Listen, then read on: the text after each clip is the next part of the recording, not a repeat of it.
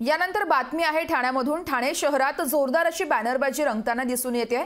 शरद पवार गटाकडून जोरदार बॅनरबाजी करण्यात आली आहे। कळवा मुंब्र्यामध्ये ही बॅनरबाजी करण्यात आली आहे। तर याच बॅनरवरती माजी नगरसेवक नजीब मुल्ला यांचा क्रिकेट खेळतानाचा फोटो तर चेंडूच्या रूपामध्ये आव्हाड यांना उडवण्याचा फोटो हा लावण्यात आलाय।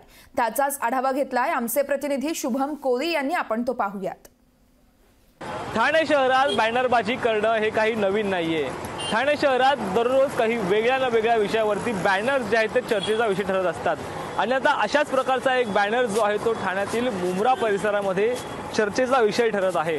आपण पाहिलं तर या बॅनरवरती जे आहेत ते राष्ट्रवादी काँग्रेस पक्षाचे दादा गटाचे कार्यकर्ते नजीब मुल्ला यांचा हा फोटो आपल्याला दिसून येत असेल। ते क्रिकेट खेळताना आपल्याला या फोटोमध्ये दिसून येत असतील आणि त्यांच्या क्रिकेटच्या बॅटवरती फिक्स MLA असा उल्लेख जो आहे तो केलेला आहे आणि त्याचबरोबर चेंडूच्या रूपाने जे आहे ते कळवा मुंब्रा विधानसभेचे आमदार जितेंद्र आव्हाड यांचा फोटो आपल्याला या बॅनरवरती जो आहे तो दिसून येत असेल।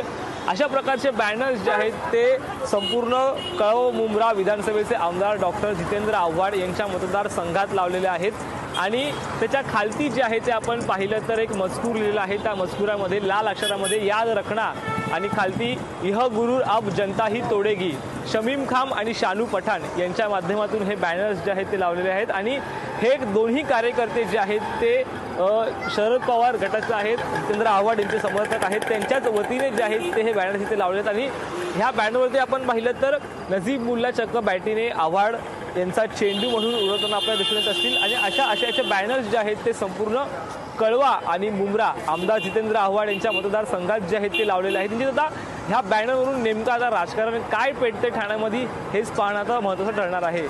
शुभम कोळी, लोकशाही मराठी, मुंब्रा।